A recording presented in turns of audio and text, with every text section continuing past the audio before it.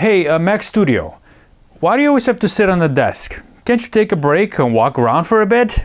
Haha, very funny, MacBook Pro.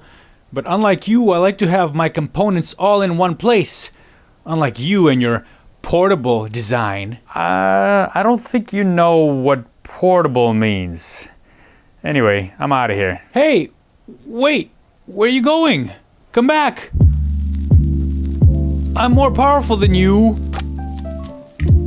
And there you have it. That's my main reason for using the MacBook Pro over the Mac Studio. But Alex, you say, that's always been the case. A laptop has always been portable and a desktop, well, not really. Well, here's the rub, as they say in England, I guess. There are a number of things that are different about this particular laptop and this particular desktop that set them apart from the laptops and desktops that came before them. Firstly, yes, the Mac Studio is a desktop machine and it needs to have all the extra components that desktops need, like keyboard, mouse, monitor, in order to work. The nice thing about this is that you can pick and choose whatever peripherals you want. You can even go with a tiny 10-inch monitor if your case warranted this, and if you need it to be extra portable, or a 15-inch portable flat panel external monitor. Folks have actually reached out to me telling me that they use the Mac Studio on the go. It's doable and people do it. So that's gotta be the main reason of what sets apart the Mac Studio from other desktops that came before it. And yes, there are small desktops on the market, but guess what? With this kind of power, I don't think so. It's the amount of power that's in a relatively tiny package that makes this the most portable desktop probably ever. Now you're probably wondering, like,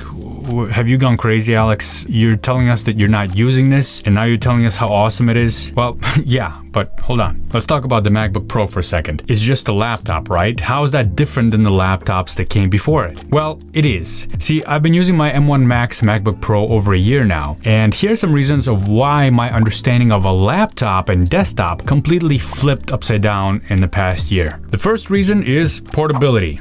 We know that the MacBook Pro is portable. The Mac Studio is somewhat portable if you really wanted it to be, but it's still a desktop, and transporting it, while possible, is not easy. But that's obvious, and we know that. Okay, let's have some more, shall we? The MacBook Pro screen is the best screen that I have. And I have a couple here. I have these. I have some monitors over there. I even have my old iMac over there with the 5K display. But my MacBook Pro screen is still the best. There's no strain on the eyes. I can stare at it all day. Yes, I do have two of these 27-inch LG ultra-fine monitors. Links down below to the ones I have. And they're just so ultra fine. But in the end, they're just fine. They aren't amazing like the MacBook Pro's display. To get even close to the level of display I get from the MacBook Pro in a separate dedicated display, I would need to get one of those amazingly expensive Pro displays from Apple, and that would be beautiful, but it would not be fine to my wallet. So I've settled for the LGs and I use these on my desk, but when I'm on my desk, I still keep my MacBook Pro display up, and that's my main display because it's so good. All right, moving on. Battery life is better on the MacBook Pro, of course. When I work at a cafe, I leave my charger at home because it lasts me all day. And let's face it, there isn't much of a battery life on the Mac Studio, is there? Okay, that was a lame joke, but in reality, anywhere you take the Mac Studio, you would need to be tethered to an electrical outlet, even when traveling with it, which is quite possible. You still need to carry power cords for different countries if you're going between countries. But the MacBook Pro is completely worry-free in the sense that I don't have to worry about finding a plug, and I don't even have to worry about the battery. A double win here. All right, I know that was kind of a given because it's a laptop versus desktop, but I wanted to point out how amazing the battery life on the MacBook Pro is, and it's changed my life. I don't think of laptops the same way anymore. That's one of the reasons. Another reason coming up, and this has to do with capabilities. Yes, on paper and in most of my testing for software developers that I've done on this channel, the Mac Studio with the M1 Ultra chip beats the M1 Max MacBook Pro, at least in multi-core activities like code compilation. By the way, are you subscribed?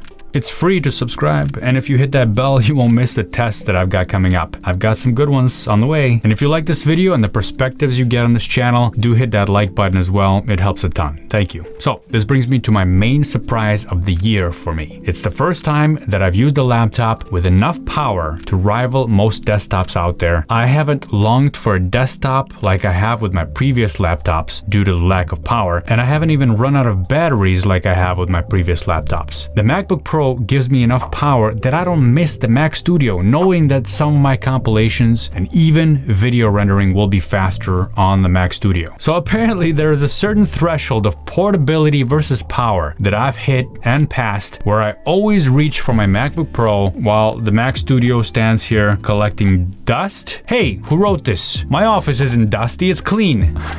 That's it for me today. Thanks for watching. Hit that subscribe button, hit that like button, and I'll see you again.